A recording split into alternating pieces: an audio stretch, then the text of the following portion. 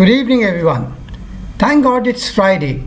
Time to have your weekend food for thought, brought to you by the team at HR at 8 p.m. On behalf of the team, I welcome you all to the 14th episode of ABCDE, Academia, Business, Consulting, Development and Entrepreneurship. The topic for today is talent transformation at the bottom of the pyramid. The expert speaker for the day is Kalyan Chakravarthy, Executive Director and Founder Sevak of PARFI, Pan IIT Alumni Reach for India. Incidentally, everyone in PARFI has a Sevak attached to his or her designation to keep the Seva Bhav intact at all times. Kalyan will be shortly introduced by our moderator, Sunita Deevela. Sunita is a business leader with over 17 years of work experience in preschool and K-12 education. Her core responsibilities include managing customer service, customer loyalty and engagement programs, business development, operations and HR. Before I turn over the floor to Sunita, I would like to inform you that this session is being recorded.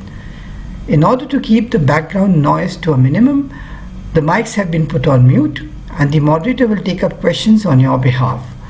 Please keep writing in the chat box. In case you want to ask the question yourself, please raise your hand and your mic will be unmuted. I'll be summing up towards the end after the Q&A round is over. Over to you, Sunita, to conduct the session. Good evening, everyone. It's great pleasure to introduce Mr. Kalyan to all of you. Mr. Kalyan is founding Sevak and Executive Director of Pan IIT Alumni Reach for India Foundation. Pan IIT Alumni Reach for India Foundation is a nation-building initiative from IIT alumni with a mission to enhance incomes of the underprivileged by bringing IITian spirit to the vocational and livelihoods education through non-profit joint ventures with state governments. He is engineering graduate from IIT Madras. He is a postgraduate from Indian School of Business Management, featuring in the Dean's Merit List. He has completed an executive education program from Harvard Business School on strategic non-profit management. He started his career with FMCG, marketing, strategy consulting in India and abroad before returning to India to work with social enterprising sector. The interesting part, here it comes. He is a strong believer in applying market-based solutions for the social problems and development interventions. He is a member of CIE, National Skills Committee, and active participant in policy making. Let's hear it from the expert on the challenges, hurdles, success stories of his journey. On behalf of the team at HR at 8 p.m., here is a small short video intro of Mr. Kalyan.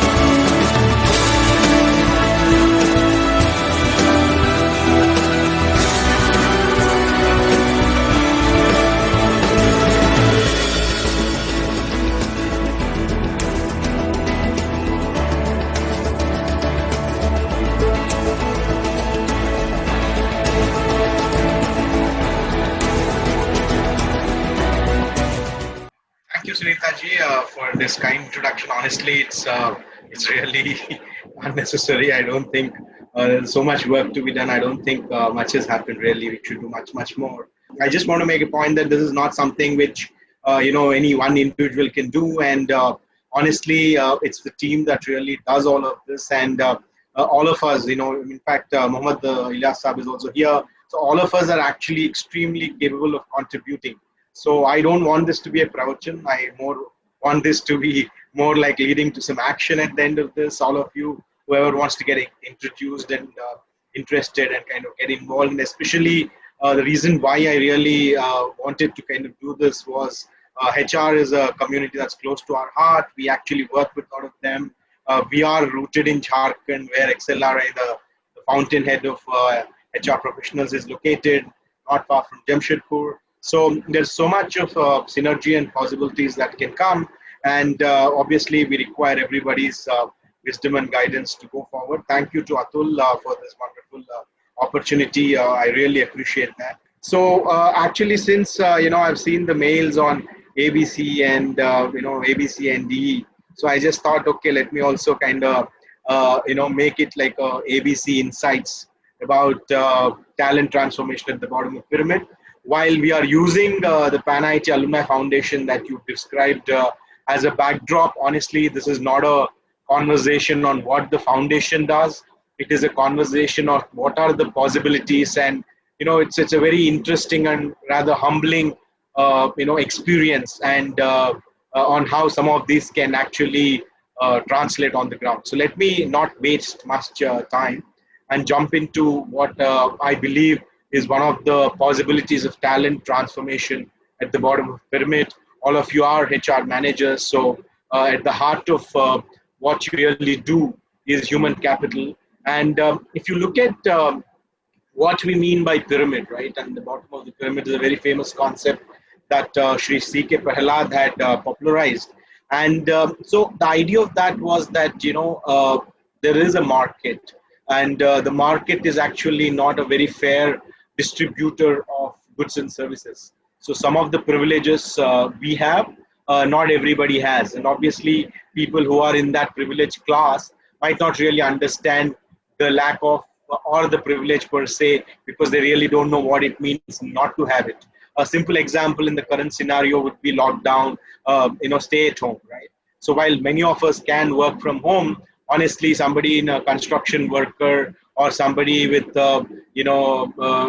airport assistant, of course, once the air travel resumes, all of these are physical operations. And there is a requirement and livelihood compulsion that some of these people who might not have enough savings have to really, not have the luxury of working from home, though they would obviously, like us, want to work from home and be safe, right? So I think the point of the entire pyramid approach that Professor Prahalad mentions, is a late Professor Prahalad, God rest his soul. So I think the point is that he says there is obviously some kind of layering that's out there. And there are, in our opinion, three segments which are very distinct. The first one is, of course, the entire capital markets funded structure, which means that that's what you and I are really experiencing. We are we are at the apex of the pyramid, and we really are here because of our education more than anything. We've had a good childhood, lucky that we were born where we were born. Honestly, it's an accident of birth that we are where we are, and I could be Narayan and Narayan could be here, right? The point Sunita ji was making. So, so the idea is that, we have a section of the apex of the pyramid, which is really having all the services and products and the whole world catering to them. The middle category, which is what is called, if I may put it in a very simple, income language, the green would represent upper middle class, and upper class in terms of economic prosperity. The yellow would be the so-called lower middle class. Of course, there are theories that in India this might be a diamond, etc. But the fact is it's relative.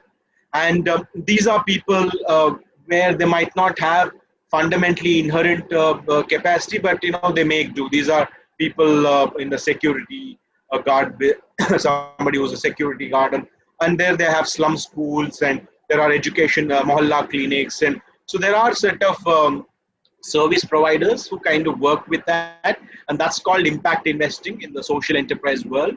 So since this is a webinar on knowledge sharing, I just wanted to put in some very technically appropriate so that all of you can kind of Google later, etc. So impact investing funded segment, that's what is 70 to 40% of income segment, and the bottom really is comes in some sense excluded. These are really people in hinterlands and folks who are really out there, and very, very difficult circumstances that they work in. So that's the segment, and they live far off. Honestly, in India, this would be about 40% of the population. I mean, despite the best of the efforts of the government. And that's not small number. I mean, we are on a base of 120, 125 crore people. 40% is substantial. It's about 50, 60 crore people. So therefore, that's the space which today only governments cater. These are people who would only have access to government schools, government hospitals, daily wage workers. So that's the bottom of the pyramid. And today's conversation is absolutely only catering to this red box, the box where this is the bottom of the pyramid, where we are saying that, how do we kind of do talent transformation at the bottom of the pyramid. And I really mean the word talent and transformation, both of those words, because we honestly believe that these are people who are really talented. They are as hardworking or more than you and I are. They have actually learned to live with frugality. So we need to have respect when we actually think about it and not just look at it from a very charity kind of a perspective, saying, oh, poor people. And yes, they are poor, but it's not out of their choice that they are. And it's probably a lot of economic and environmental factors that have driven them there. And that we need to be very cognizant of. So that's the point. And this is where Panli Alumni Foundation has a very interesting case study on how we worked with governments and how we've actually achieved very, very comparable results. And, it kind of proves the point that given an opportunity, especially in vocational education or education, which is, like I said, the basis why in today's world people are in any of these three strata, they can actually be in any of these. They can also be in the green, they can be in the yellow. It is just, like I said, an accident of birth that they have not been able to get that opportunity or access. And what we have done in the past, 4-5 years in Jharkhand and before that in general, is really effort focused on how do we focus on talent transformation at the bottom of the pyramid. So I hope this gives a context of what we really want to kind of explore today.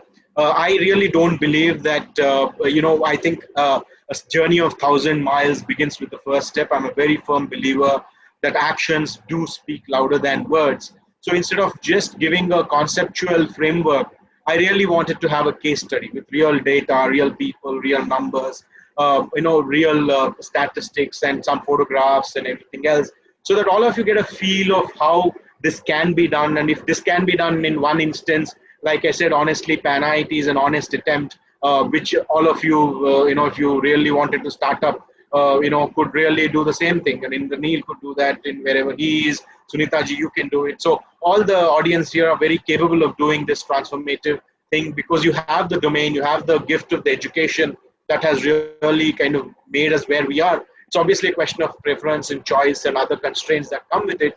But fact is, it's a possibility that is out there. And today's conversation for the next 15-20 minutes is really about how that can be done, one way of it being done. And if this can be done at this, by us, we believe there can be, may there be thousands of lotuses that do. Yeah.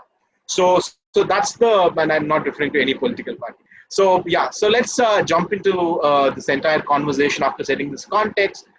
So the way Panli Alumni Foundation thinks about vocational education is that it's an initiative of the IIT alumni. As you all know, IIT stands for Indian Institute of Technology.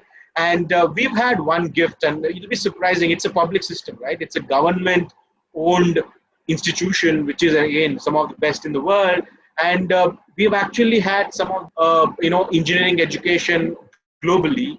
But when it comes to ITIs and sub-ITIs, we are nowhere in the global map. So we felt that was a gap that was not acceptable to us.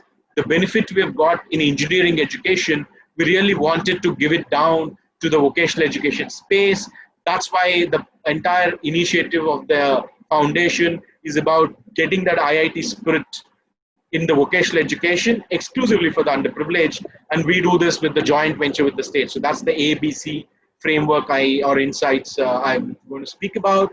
But a quick introduction, what do we define IIT spirit as? That's, I think, in some sense showcased in this lab. It has 5-6 levers. First and foremost is that it has to be a public institution. It is not something which is private in nature. It is not something which you may pay money to get into. It is not, access is not a function of your income level, right? So that's something which we were very, very cognizant when we kind of thought about this.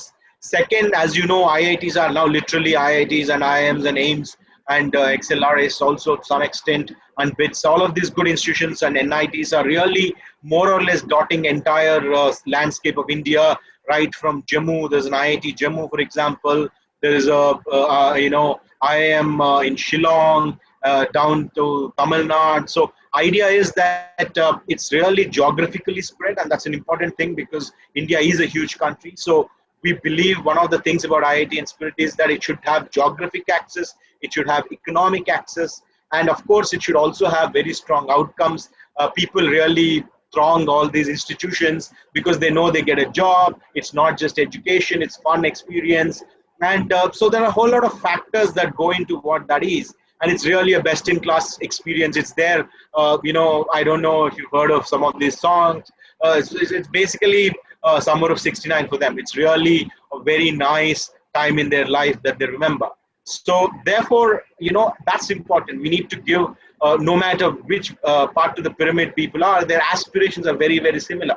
So the idea was, how do we kind of bring that entire IIT-ness, if I may use the word, into vocational education. So we have two interventions, what is called Gurukul and Kaushal College. Gurukul is a 2 to 3 month employment program, really connecting people to a job. And then there's a 1 to 2 year Kaushal College program, which is an employability program. That's a 1 to 2 year, so that's a 1 to 2 year kind of a program, which is more like an ITI, a trade license kind of a course. We do nursing, we do culinary, manufacturing, whole lot of other stuff. Yeah. So that's the entire landscape from where you need to understand talent transformation. The reason why I've given this case study, like I said, is not to really make a pitch about what we do. That's okay. That's incidental. It's really a framework that kind of, shows us the story. And so Atul and Sunita, I need some background here. Has everyone seen the National Geographic thing, or we need to play it for the benefit of the audience? Because actually the first A of the ABC is access. And it is told in the lens of the story of Narayan.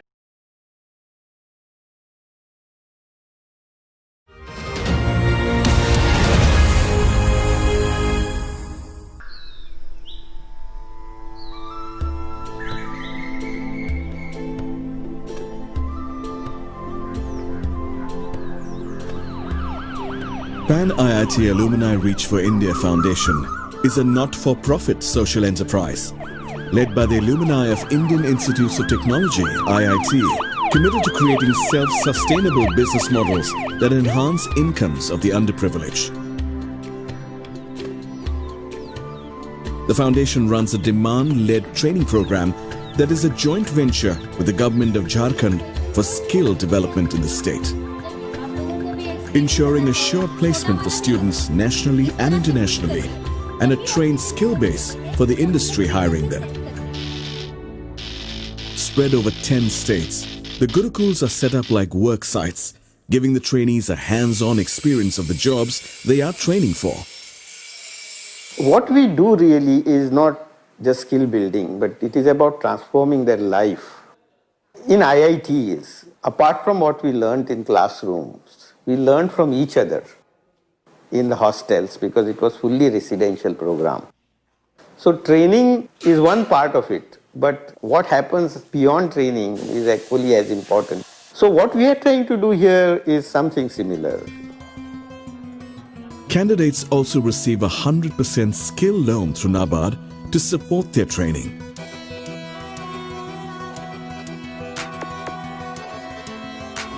The loan is only payable after the student has completed the course and has been placed in a job. This helps students from less privileged backgrounds to take advantage of the skilling programs.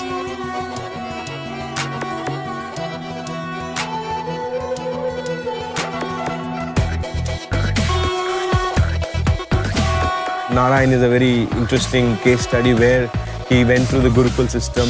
He took a loan because obviously could not afford the education which he got for 2 to 3 months in 3 months in plumbing, which he learned.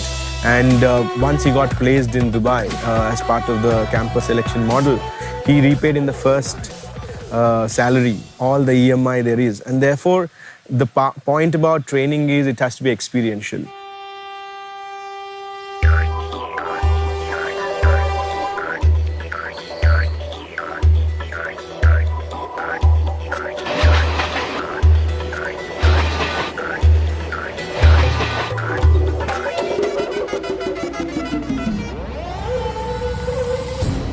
Narayan is visiting home from Dubai, where he works at a construction company who employed him after he completed his training with Pan IIT. India has a potential to have a surplus of 245 million skilled workers like Narayan by 2030.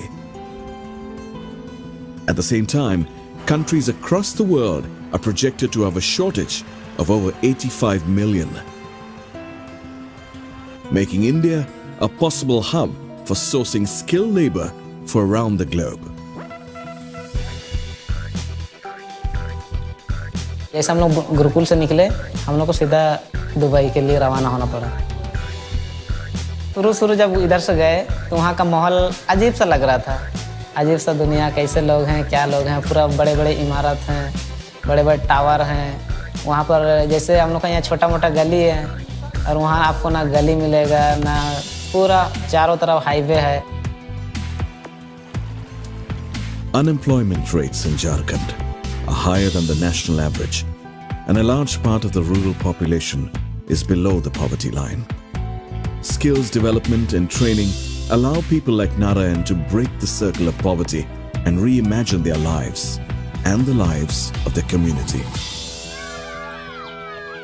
Jharkhand was selected because it was one of the highest repayment states.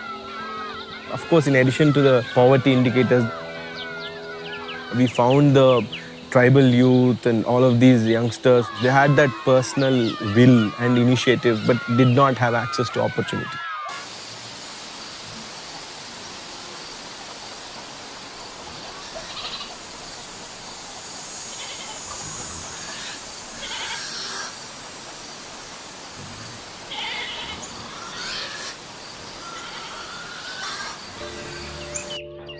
मैं अपना जो study शुरू किया वो घर के नज़दीक में स्कूल थे। मास्टर मतलब कभी कभार जाते थे। मार्केट नहीं है, एक्चुअली रोड का सुविधा नहीं है, बिजली का सुविधा नहीं है, इसीलिए मास्टर एक सप्ताह में एक बार दो बार आते थे। उसके बाद मेरा अंदर कुछ जुनून था कि मैं आगे चलूं और पढ़ाई करके आगे बढ़ूं।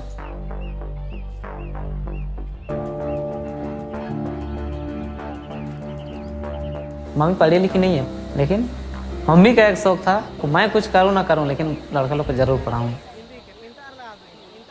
मेरा घर आने का एक मकसद ये रहा कि अभी जो मेरे घर हैं वो भी मेरे पापा बनाए हुए हैं, मेरे पापा और मम्मी, क्योंकि सारा पैसा तो मतलब मुझे पढ़ाने लिखाने और दो भाई हैं उन दोनों को पढ़ाने लिखाने में चला गया। सबसे पहले मैं कुआं बनाऊंगा, क्योंकि पानी पीने के लिए बिल्कुल नहीं है यहाँ। कुआं से जब पानी का सुविधा हो जाएगा उसके बाद मैं घर बनाऊंगा।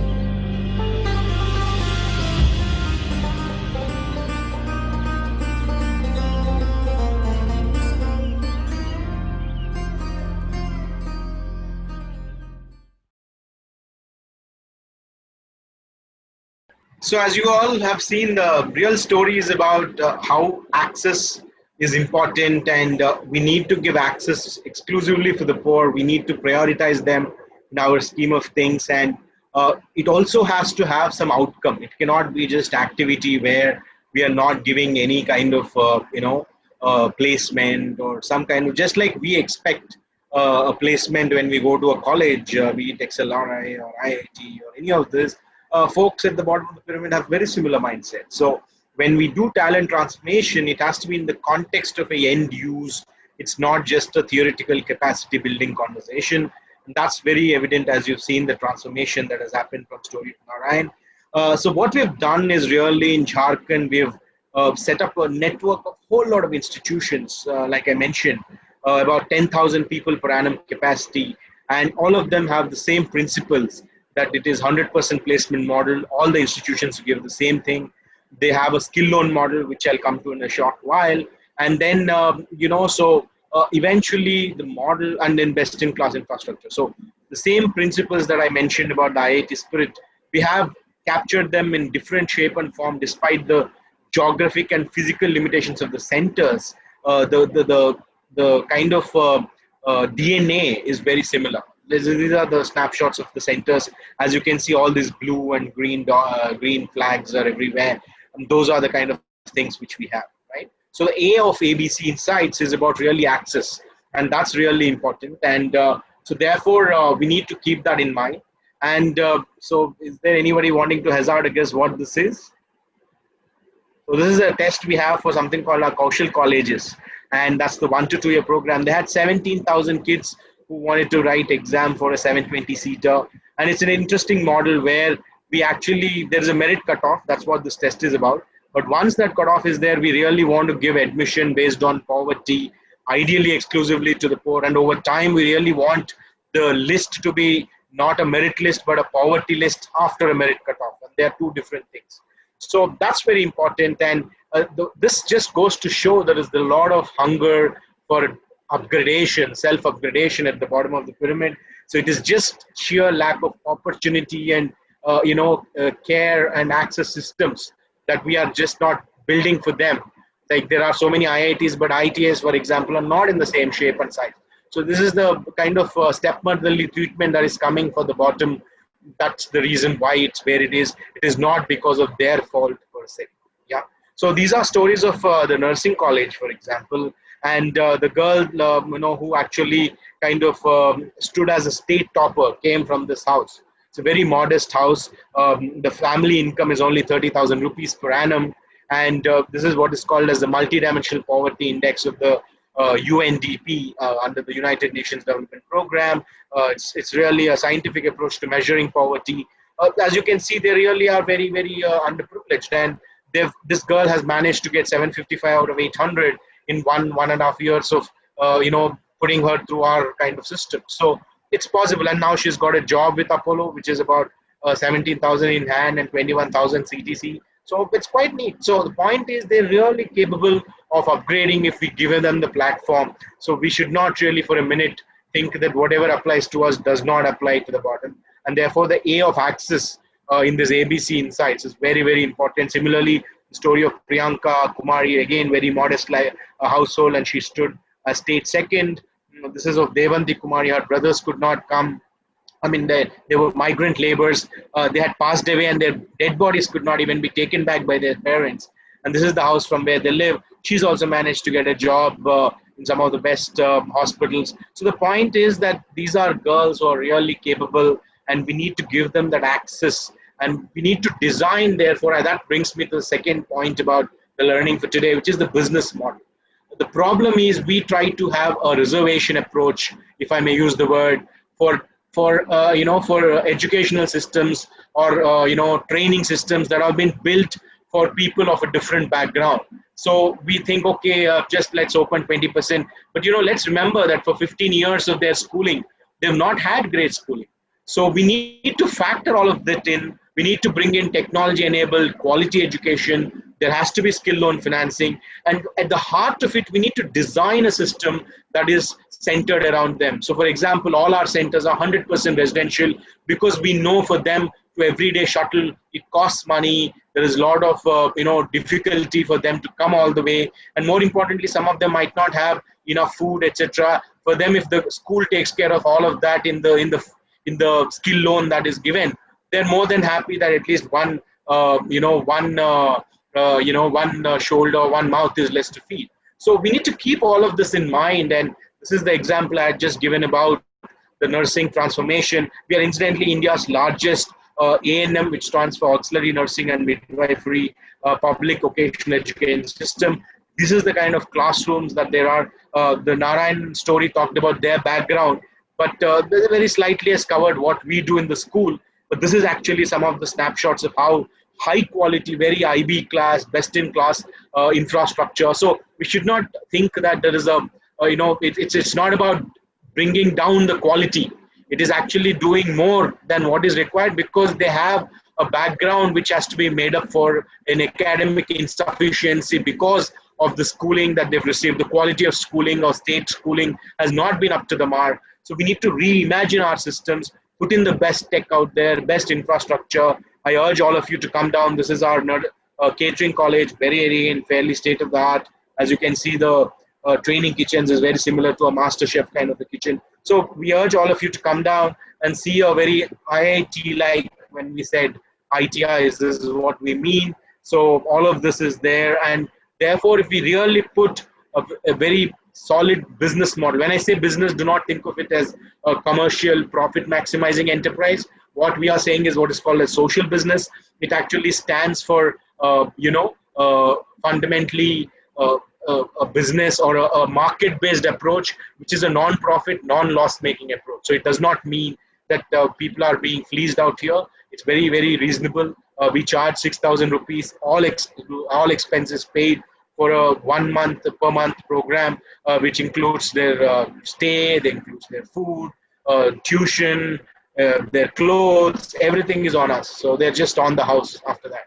So that's the point. We need to reimagine how we design business models, or if you don't want to use the word business models, how to use delivery models which are around that. So that's the B of the ABC Insights.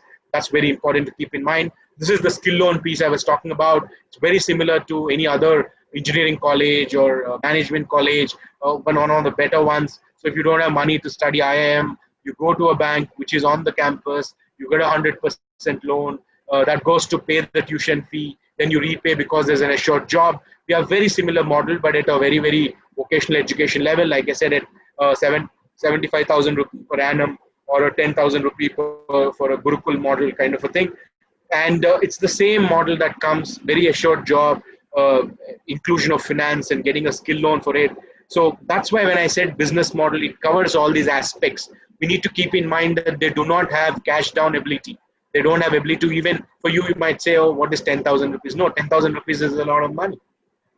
Because if you look at India's MPCE, which is the per capita, expenditure, rural per capita expenditure, it's only about 1,200 per candidate per person in India per month. So 12,000 is an annual kind of a monthly per capita expenditure, a yearly per capita expenditure that is made out. So we need to be cognizant of some of these realities, right? So that's what it is. Like I said, the girl came as the topper. The third C of the insights is about collaboration. Honestly, we cannot deliver something at scale at the bottom of the pyramid without having the biggest developmental partner, which is the government. As you all know, Atul, for example, worked for one such institution, which is the National Skill Development Corporation. So idea is that government is looking for help. Of course, we can always take the moral high stand and say, hey, it's their job. I mean, they should know better. All that is good, but honestly, it's an extremely mammoth job that they are. Imagine that you are a collector of a district. In India, a district is as big as a country in Europe, right? So, and then it has probably, I don't even know the ratios, maybe one lakh or 1 millionth of the resources that a country in EU has. And they want, if you want outcomes, we need to empathize with the government system, right? Instead of course, standing from the outside and kind of taking a very, what should I say, a very, anti-then kind of a role. We can actually be a proactive role, be constructive rather than critical, right? So we've done this through a joint venture. This is, like I said, only one of the missions. So there's a Section 8 company where we hold a majority. The government agencies have actually got a minority share. And therefore, the CEO of collaboration is very interesting. It's the Story of Praja, which is the Panli Alumni for Jharkhand Foundation, which has actually enabled all of this real estate, this investment, all of this. And the government is really out there, shoulder to shoulder, really helping you deliver some of this. And we cannot do it without them at all. And the important thing, which I didn't put it out there in the C, also we need to remember, is that maybe the credit part of it, we should let them take the limelight, because eventually it is they have political mandate. They need to be seen to be doing good work. If the CM inaugurates and, kind of tweets about it, talks about it, it's great. I mean, there's nothing wrong with it at all. So we are happy to be in the background. We should let them do the credit part of it.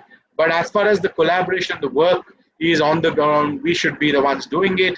A not-for-profit has a very similar mindset as a government in terms of development mandate. So that's how it kind of, comes together. And so these are some of the centers and some of the other initiatives called the Kaushal with the Academy.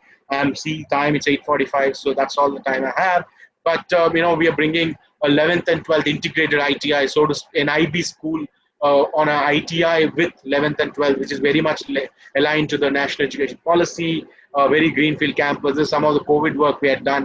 So that's what it is. And of course, the idea is it can be replicated in other models. All of you can take charge and really, come up with your own versions of these. But I think I just want to, this is it. I don't want to take further time. So thank you for the opportunity. I think the bottom line is that talent transformation, I will go back to the first slide, which I think is important. We need to keep this at the heart of our design. And we need to really come up with, systems and market-based mechanisms that deliver services to the poor, not like a charity and, okay, I've done some good work for the day, 100 rupee de diya hai, but actually use our might, like you're not doing in your companies and respective employers. You're obviously not just, you're building a sustainable system. So we need to have a systemic mindset when we really target the bottom of the pyramid. And honestly, like I said, transformation is possible. We have really proved it. Your state rankers coming from that kind of houses, you can imagine it's possible. So I think that's the potential there is in a country like India. And I urge all of you to kind of, figure out your talent transformation strategies, maybe a couple of years in your life at any point in time, whenever it suits you. So I hope that was useful and interesting. And that's all from my side. Let's make it interactive. Thank you. Yeah. Floor is open for questions. If anything you would like to know a little more about it, maybe while I receive the questions, Mr. Kalyan, what was the biggest challenge you have faced during your journey? Because we understand this is not easy, as you rightly mentioned. It is a team and lot of collaboration with governments, and I'm sure getting, of course, we have good participants against seats, but I'm sure there must be some challenges also you would have faced. While we receive the questions, can we hear it something on that? Yeah, it's a good question. So the challenges would be, I think, we need to, I think I can name maybe one or two challenges. The first one is, of course, getting good quality people. Like everything else, building a good team is even more difficult here, right? So I think the point is, we should not believe, that's what I said, this is not substandard work. We need to understand that. Just because it's actually more difficult than really, training something, it's easier to be in NIIT than Pan IIT, I keep saying, which is basically the honestly, because you need to understand, we're trying to build a system where there is nothing. It's like trying to carve a path, right? So it's obviously more challenging work.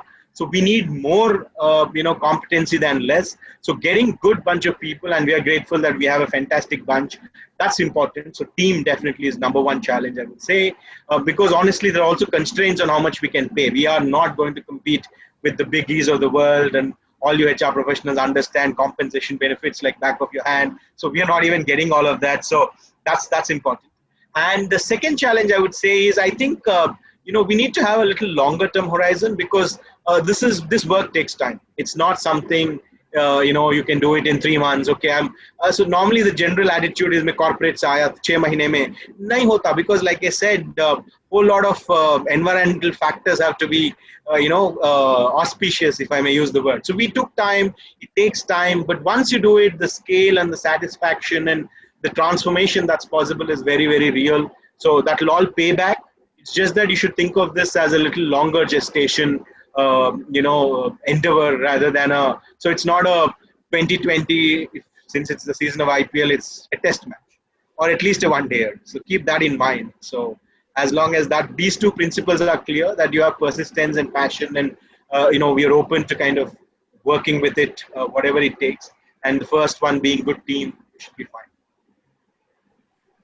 Correct. We also maybe at small level teams in organization in general, when you handle teams also, you get the same challenge. You'll be blessed to associate with passionate people to some extent, even if it is that thing. But how it becomes tough to maintain that momentum, sustain that momentum for a long term, especially in these kind of scenarios. It's a long term goal which we are working with.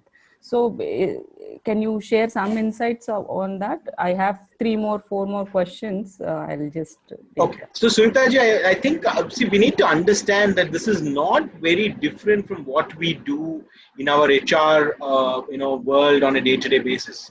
We hire people, we train people. It's just that there are different cadre of people. Of course, those in the manufacturing sector, construction sector, they can really relate to this anyway. But those in the white collar kind of knowledge economy sector might find it a little challenging. It's the difference between HR and IR, So the point is, this is really IR. What else is this? But the difference here is that IR comes from a perspective of saying, because you're an employer, you actually make a choice to take somebody or not to take somebody. Here, we don't have that choice. We try to enable everybody to get there. So a lot of our domain and expertise is required, and we work with corporates. Honestly, one of the things I did not spend much time about is the way Gurukuls work. Right? It is not because we are doing it. The coursework, the pedagogy, the curriculum, the trainers, everything is co-curated with the employers. So the employers and the HR community is absolutely integrated to the entire model. That's the reason why it's actually employer driven rather than pan IIT driven, right? So that's the real reason why it works. The market is absolutely important. It's exactly how, in some sense, it's like an in-house training center. So it's very similar to the skill sets you have. So I don't see that you will be lost for a lot of time. Yes, there will be some income opportunity loss, but that's a personal choice. Barring that, it's very similar.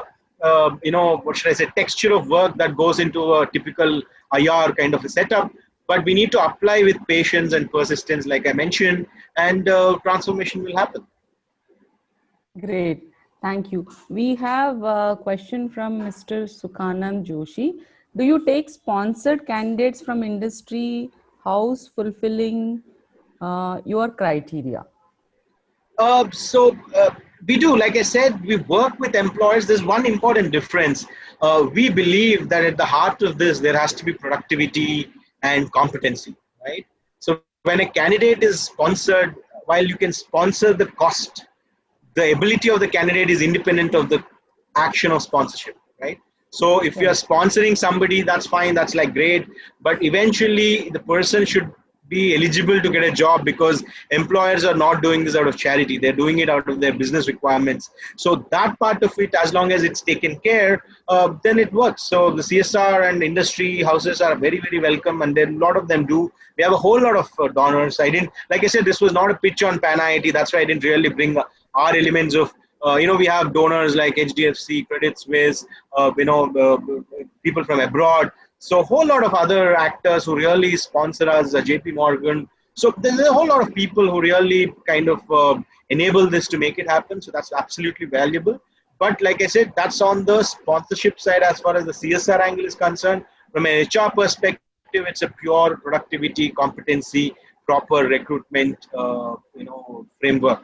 Because you won't want a nurse who is just there because she is a sponsored candidate. You want her to be competent when she's giving you the injection. I know.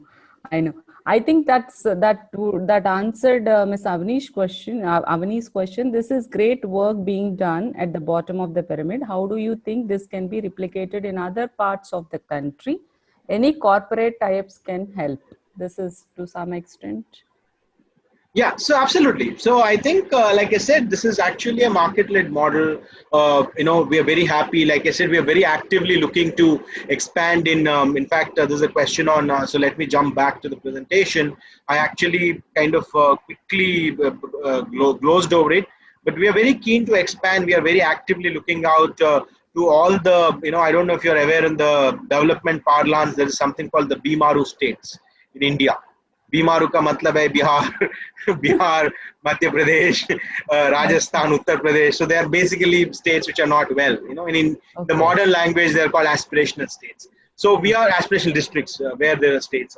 So we are actually very focused on the Hindi heartland because, as you know, India-wise, north and east are the poorer counterparts of Indian population.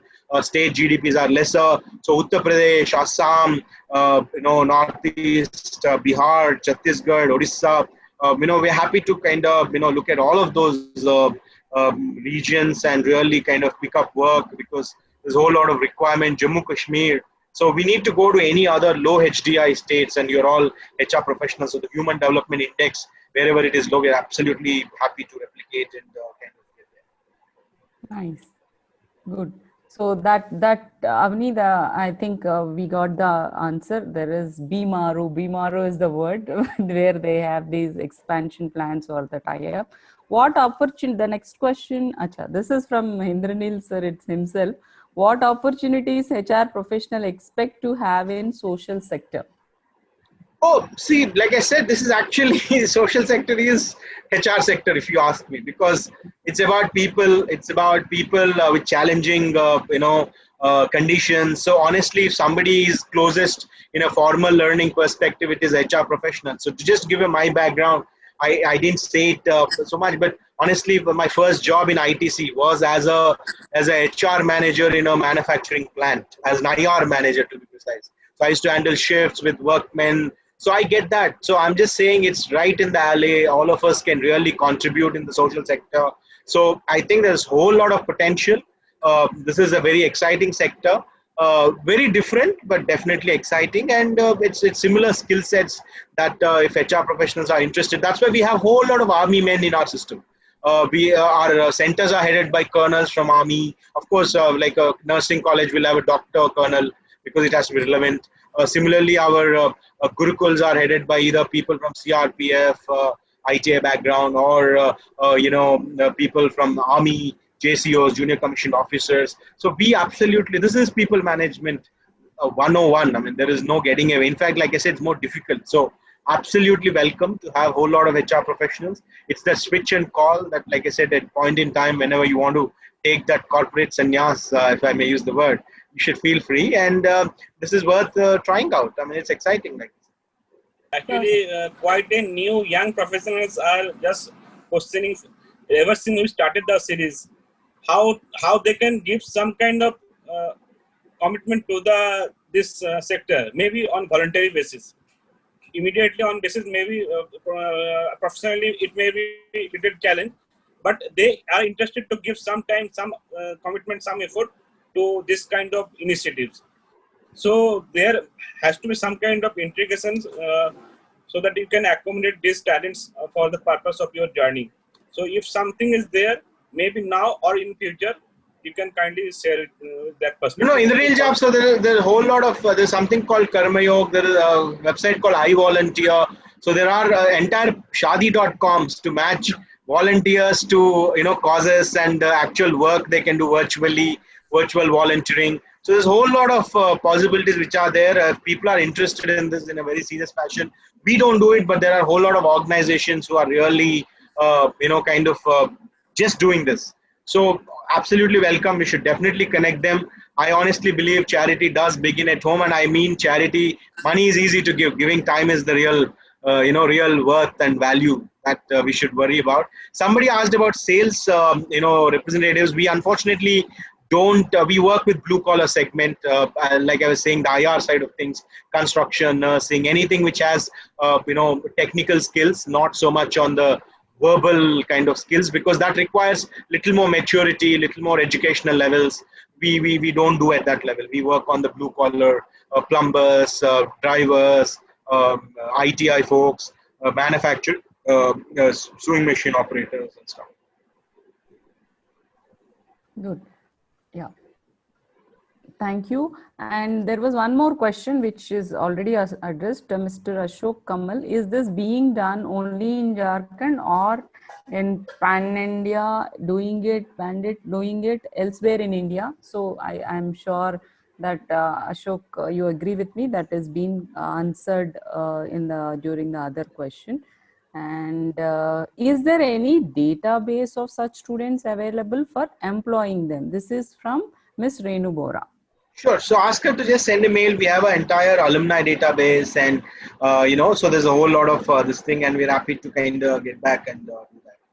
Yeah, Renu ma'am, that is for you. Maybe we can connect with him one-on-one and partner with him for that opportunity. And again from Mr. Sukhan Joshi, this would be a last question I would be taking up. Then I'll hand over to Atulji. wrap up the session. What opportunities exist for association corporate synthesis post retires in manufacturing background cost basis? If yes, how do one get associated with it? No, no, absolutely. So I think that's a proper recruitment channel process. Somebody sends a resume and I think gives an interest because these are senior people. They have a kind of mindset saying, I want to contribute in these kind of jobs. I want to work on this kind of sector. So absolutely possible, not just us, the whole lot of training providers. There's a whole lot of non-profit good players who are actually happy to absorb. I think if the expectations are okay and this is genuinely some version of honorarium rather than a salary kind of a model, it works. I mean, it's possible, and one can always figure out synergies, etc. Okay. Over to Atulji for the learning summary. Thanks, Sunita. Thanks for moderating the panel, and thanks, Kalyan. A wonderful presentation. And even I learned my talent also got transformed. I started with A for Apple, B for Bat, and C for Cat, to Academia, Business and Consulting, and today to A for Access, B for Business Model, and C for Collaboration. So yes, I also underwent some talent transformation today. Thank you very much for that. So it was very pictorial, your presentation, to the pyramid, how you explained with the capital market funded being the top 30%, and the impact investing to be the next 30%, and at the bottom of the pyramid was 40%, which is typically government funded. And there are 50 to 60 crore people. That's amazing, and that is really the, let's say, the outcome we would like to achieve, how to reach out to these 50 to 60 crore people, which includes the daily workers. They are the ones who are facing the brunt of this COVID, the challenge of COVID. I mean, we can work from home. As rightly said, a person from the construction industry cannot work from home. He or she will have to look for a job or some kind of wage to be able to sustain himself and his family. Then the Pan IIT case study and the government case study in terms of having a collaboration. And as rightly said, the journey of 1,000 steps has to begin with the first step. So I think it has already started with the Jharkhand government, and it will reach out to the Bimaru states.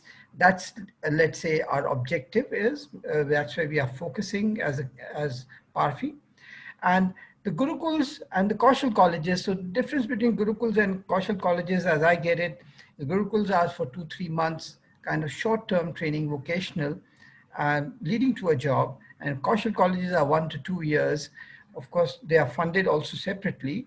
The Gurukuls will have, let's say, a loan component of 10,000 rupees for the trainee, whereas for the Kaushal colleges, it will be 75,000 rupees per annum kind of a thing.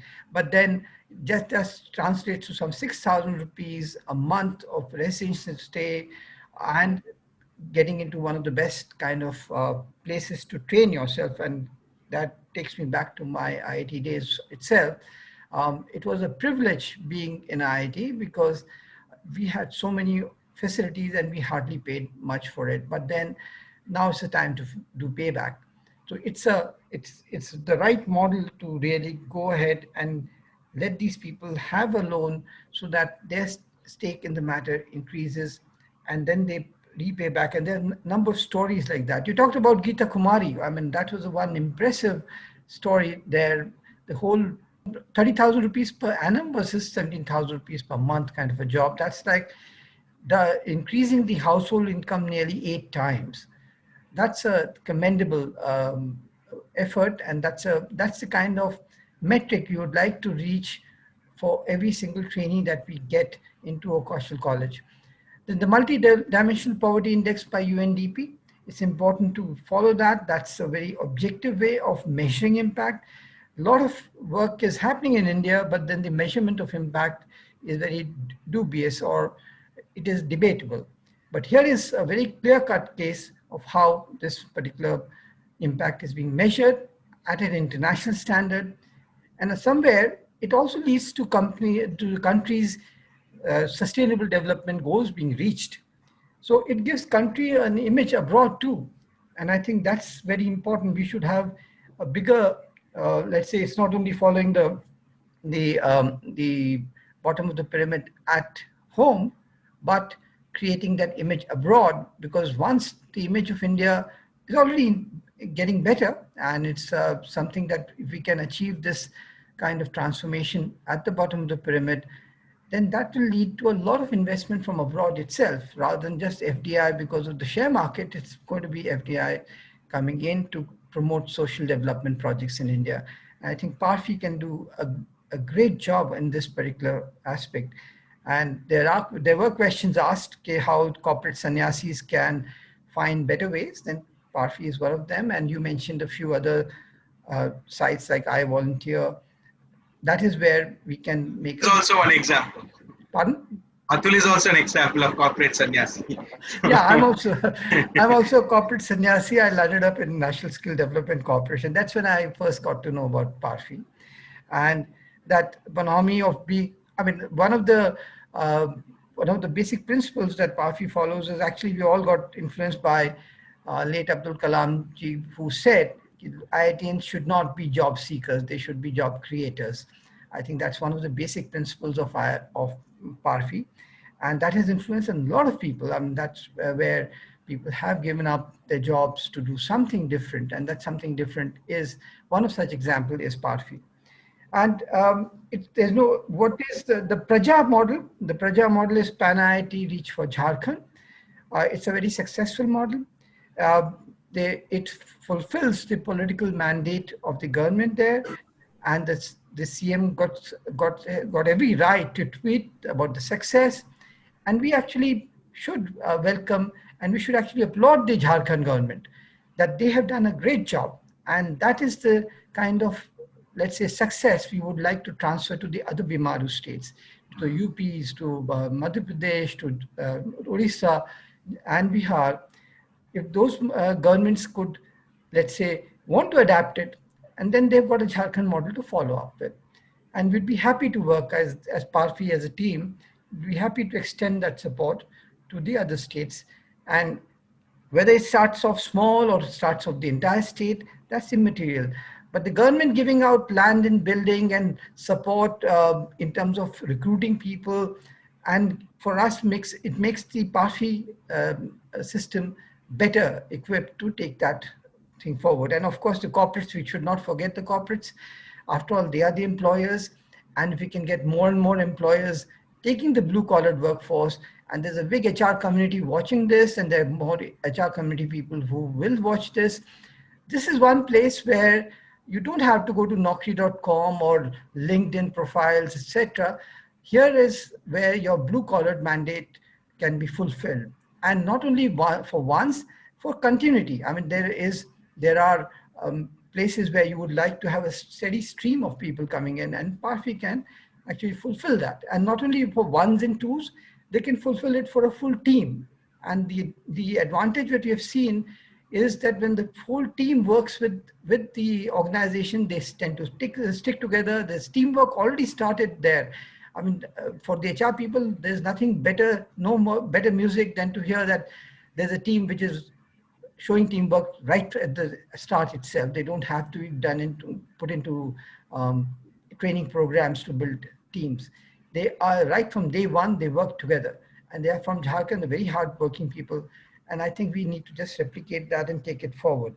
So with that, I mean, I would like to kind of now end this session. Yeah, it's a very wonderful session, and you really touched the hearts. We could learn a lot with the passion that which you are serving the society. And I think we're all working at college level or at postgraduate students level. But these same models should be incorporated in the higher education also, so that we can scale up these models to the next level, especially the zeal at which you are working, Kalyan, and the SunMoksha, the supporters, and the Parfi. It's a really collaborative model. Thanks, Indernail, for giving me this opportunity to express my sincere appreciation from the bottom of my heart Really, the last 1 hour, I could enjoy a lot and I learned a lot. And you are the real role models for the country. Thank you very much. Thank you, team at HR at 8 p.m. Thanks, Parfi team, and have a good weekend.